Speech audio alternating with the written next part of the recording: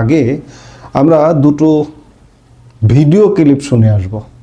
একটি গণ অধিকার পরিষদের সভাপতি ডাকসুর সাবেক ভিপি নূর এবং আরেকটি বিএনপি মহাসচিব মির্জা ফখরুল ইসলাম আলমগীরের আমরা ভিডিও ক্লিপগুলো শুনে আসি, তারপরে আবার কথা বলবো। যে আওয়ামী লীগের তো এত বড় একটা দল, তাদের কিছু মানুষ অপরাধ করতে পারে, বাট একেবারে ম্যাসিভ লেভেলের মানুষ তো আর অপরাধ করে নাই। কাজে রাজনৈতিক কারণে সাধারণ নিরীহ মানুষ যেন হয়রানির শিকার না হয়, তাদের উপরে যেন জুলুম না হয়, এই আহ্বানটা কিন্তু আমরা শুরু থেকে রেখে আসছিলাম। এবং আওয়ামী লীগ বড় একটা দল, তাদের নেতাকর্মীদেরকে বাইরে রেখে তো এই রাষ্ট্রকে স্থিতিশীল করা, এই সমাজকে পুনর্গঠন করা এটা সম্ভব নয়। সেই জায়গা থেকে আমরা সব দলই কিন্তু আওয়ামী লীগের নেতাকর্মীদেরকে নিয়েই কাজ করার আমরা চেষ্টা করছি এবং একসাথেই চলার চেষ্টা করছি। ছোট্ট একটা দেশ, এখানে এত ঘনবসতিপূর্ণ মানুষ, হাঁটতে গেলে একজন মানুষের গায়ে লাগে। এখন ধরেন প্রধানমন্ত্রী শেখ হাসিনা কিংবা অন্য নেতারা যদি কোনো ধরনের নির্দেশনা দেয় দেশে থাকা নেতাকর্মীরা তো সেটা বিবেচনা করবে যে সেটা করতে গিয়ে তাদের ঝুঁকি আছে কিনা। সেটা নিজে বাঁচলে বাপের নাম। তো কাজে এখনই যে নির্বাচন হচ্ছে, এইখানে একটা উৎসবমুখী নির্বাচন হচ্ছে। দেখেছি আমি অনেক জায়গায় আওয়ামী লীগের নেতাকর্মীরাও নির্বাচনী কার্যক্রমে অংশ নিচ্ছে বিভিন্ন দলের নেতাদের সাথে। এখন সেই ক্ষেত্রে তারা কোনো আন্দোলন সংগ্রাম কর্মসূচিতে গেলে তখন তাদের উপরে কিন্তু আইন শৃঙ্খলা বাহিনী একটা খড়গ নেমে আসবে। সেটা তাদের জন্য একটা বিপদ। নিশ্চয়ই নিজের ভালো পাগলেও বোঝে, তাদের ভালো তারা বুঝবে।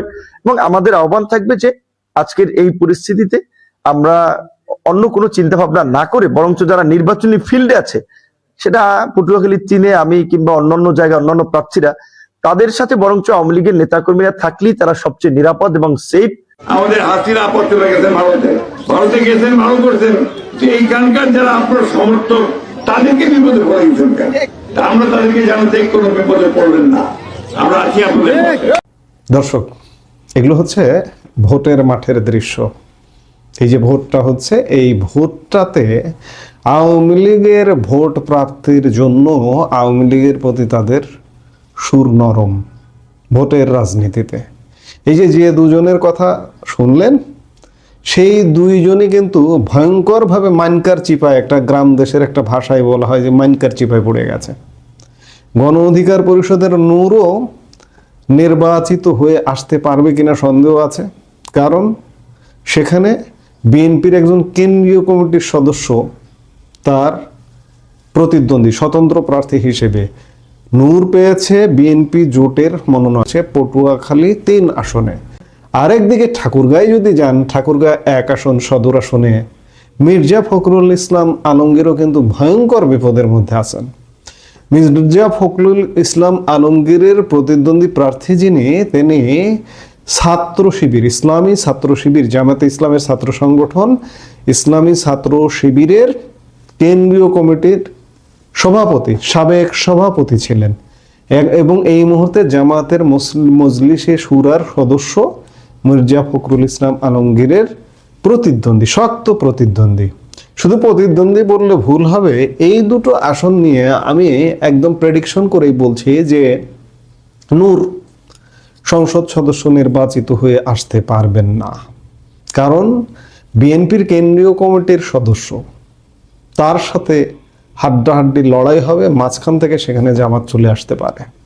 আবার ঠাকুরগাঁয়ে ভোটটা নির্ভর করে হিন্দু ভোটের উপর। আমি বলছি না যে হিন্দু ভোটাররা ভোট কেন্দ্রে গিয়ে ভোট দেবেন। হিন্দু ভোটার 25-30% ঠাকুরগাঁ 1 আসনে 25 থেকে 30% হিন্দু ভোট, এবং সেই হিন্দু ভোটগুলো ম্যাক্সিমাম যায় আওয়ামী লীগের বক্সে। সেখানে আওয়ামী লীগের এমপি ছিলেন বাবু রমেশ চন্দ্র সেন, আওয়ামী লীগের প্রেসিডেন্ট সদস্য ছিলেন, পানি সম্পদ মন্ত্রী ছিলেন। 5 আগস্ট পরবর্তী সময়ে সম্ভবত 17 আগস্ট তাকে যেভাবে, এই যে ছবিটি দেখুন, যেভাবে হাতে দড়ি বেঁধে অপদস্থ করেছে, কারা করেছে? বিএনপি করেছে। আজকে মির্জা ফখরুল ইসলাম আলমগীর আপা করছেন এবং আপা করে ভোট চাইছেন।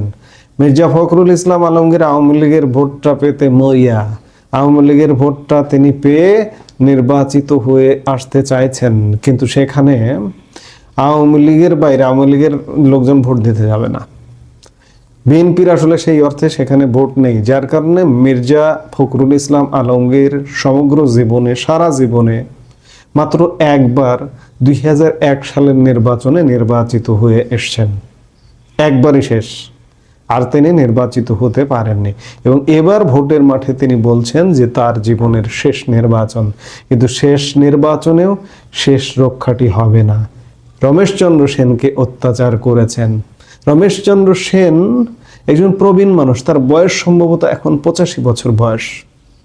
এই বয়সে মির্জা ফখরুল ইসলাম আলমগীরের এলাকায় এভাবে তিনি নির্যাতিত হয়েছেন। এই যে ভিপি নূরও তাহলে কি এখন মানকার চিপায় পড়েছেন, যে মানকার চিপায় পড়ে আজকে আওয়ামী লীগ নিয়ে ভালো ভালো কথা বলছেন, যে আওয়ামী লীগের লোকজন তো থাকতেই হবে, আমাদের এই ছোট্ট একটা দেশ, গায়ে গা লেগে চলি আমরা, একটা অন্তর্ভুক্তিমূলক সমাজ নির্মাণ করতে হলে সবাইকে লাগবে। আওয়ামী লীগ একটা বিশাল দল, এই বিশাল দলের এত জনসংখ্যাকে বাদ দিয়ে একটা অন্তর্ভুক্তিমূলক সমাজ কিভাবে হবে?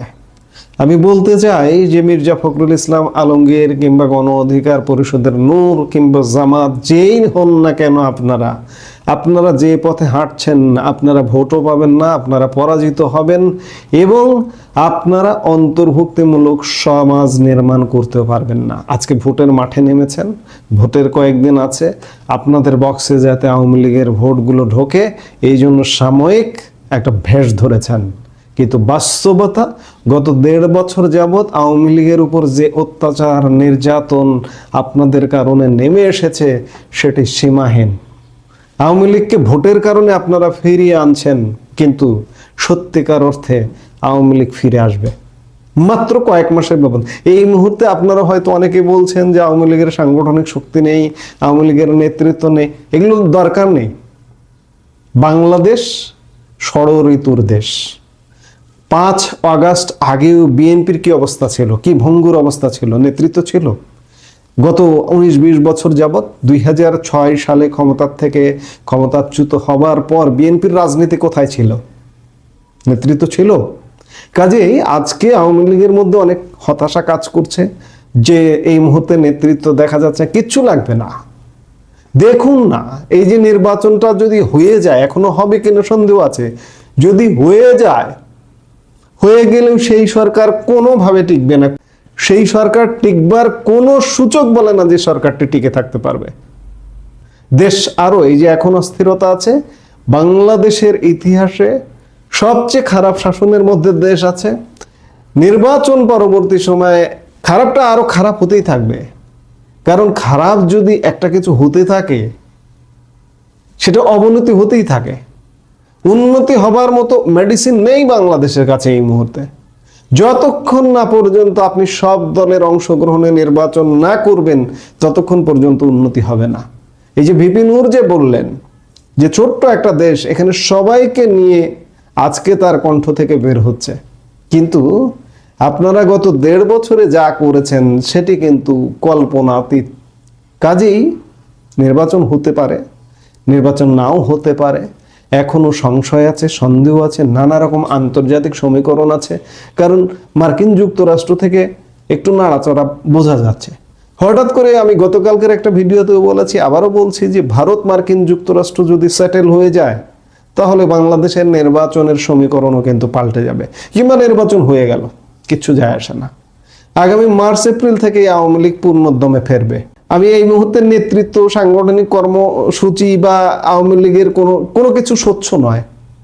তারপরে বলছি, প্রকৃতি আওয়ামী লীগকে আগামী মার্চ এপ্রিল থেকেই ফেরাবে। মির্জা ফখরুল ইসলাম আলমগীররা ভোটের মাঠে ফিরিয়ে এনেছে, কিংবা ভিপি নূর ফিরিয়ে আনছে, জামাত ফিরিয়ে আনছে, বিএনপি ফিরিয়ে আনছে। এই যে নির্বাচনকালে কিন্তু আওয়ামী লীগের উপরে অত্যাচার, নির্যাতন, ধরপাকড় অনেকটা কমেছে। সামনের দিনগুলোতে আরো কমতে হবে।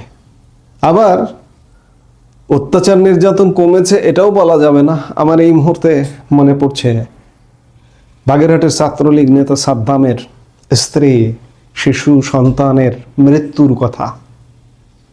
গতকাল তার জেল গেটে গিয়ে তার স্ত্রীর ছোট বোন শ্যালিকার যে আর্তনাদ, আমার একটা বোন আত্মহত্যা করছে, কত কষ্ট নিয়ে মরছে, এত কষ্ট করছে, সে তো কোনো খুনি না, তার ছোটখাটো মামলা, তারা কেন ছাড়লো না? আমার আপনারা কেমন, তা সে তো খুনি না, তারপরে এইভাবে জেলে কেন আটকে কষ্ট সহ্য করতে না পারে আমার বোন, আমার একটা ভাগ্নে আত্মহত্যা করছে, কত কষ্ট নিয়ে মরছে। রাজনীতির কি এই বড় নাম হলো? এত কষ্ট করছে, সে তো কোনো খুনি না, তার ছোটখাটো মামলা, তাহলে কেন ছাড়লো না? কেমন আছে তোমার কাকা? আমার ভাইয়া, তার আমি আমার দুলো ভাই না, আমার নিজের ভাইয়ের চোখে দেখতাম, সে তার কোনোদিন কাঁদতে এই আর্তনাদ আমি যতবার শুনেছি আমার চোখ দিয়ে পানি বের হয়ে গেছে। আমি সাদ্দামকে চিনি না, আমি ছাত্রলীগ চিনি না, আমি কাউকে চিনি না, কিন্তু আবেগ বলে তো কিছু আছে, ইমোশন বলে তো কিছু আছে। প্রকৃতিও কাঁদছে, প্রকৃতি বিচার করবে। কারণ আওয়ামী লীগের উপর গত 1.5 বছর যে অত্যাচার অন্যায় হয়েছে, এই অন্যায়ের বদলা প্রকৃতিই দেবে। এই উপদেষ্টা পরিষদের কেউ হয়তো রক্ষা পাবে না, হ্যাঁ হয়তো অনেকে বিদেশে পালিয়ে গিয়ে বাঁচতে পারেন, কিন্তু কেউ তো ধরা খাবেনি, ধরা পড়বেনি, সেগুলো সময়ের অপেক্ষা। কাজেই আওয়ামী লীগ ফিরবে, এতে কোনো সন্দেহ নাই। আজকে নানা রকম হতাশার ঘটনা আছে, কিন্তু সব হতাশা কাটিয়ে আওয়ামী লীগ এই 2026 সালেই ফিরবে, এবং এই 2026 সালেই আর একটা নির্বাচনও হবে, এবং নির্বাচন হয়ে সেই নির্বাচনে প্রেক্ষাপট এমনভাবে তৈরি হয়ে গেছে যে আওয়ামী লীগের বিজয় হয়তো কেউ ঠেকাতে পারবে না। এখন আজকে বগল বাজাচ্ছেন, নির্বাচন করছেন একতরফাভাবে, কিন্তু ভাই আপনি তো অন্তর্ভুক্তিমূলক সমাজ গড়তে পারবেন না। ভিপি নূর যেটা বলল, 50% উপরের মানুষকে বাদ দিয়ে আপনি কিভাবে তাদেরকে বঞ্চিত করে কিভাবে গড়বেন? পারবেন না। কাজে আওয়ামী লীগ ফিরবে, আওয়ামী লীগ ফিরতে হবে, আওয়ামী লীগ আসতেই হবে, এছাড়া বিকল্প কোনো উপায় নেই। জাস্ট সময়ের অপেক্ষা। কষ্ট হচ্ছে আওয়ামী লীগের মানুষের, কিন্তু এই কষ্ট, এই আধার কেটে যাবে, এতে কোনো সন্দেহ নাই। এই মুহূর্তে এ পর্যন্তই।